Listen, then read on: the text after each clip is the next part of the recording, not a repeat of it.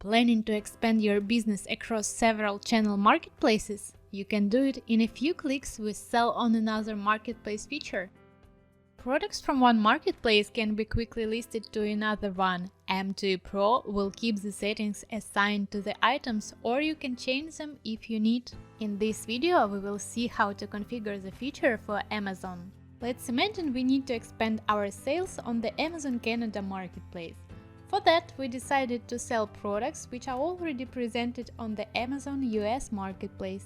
First thing we need to do is to link the appropriate Amazon account with the marketplace to M2E Pro. Then go to the existing M2E Pro listing linked to the US marketplace. Switch to the settings view mode, select products which we need to sell on Canada marketplace, and then submit Sell on Another Marketplace action from the Mass Actions menu.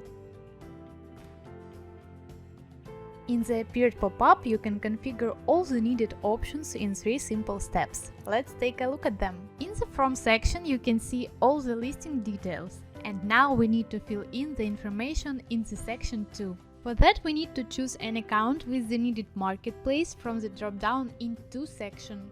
Also, we want Magento data to be taken from this particular store view.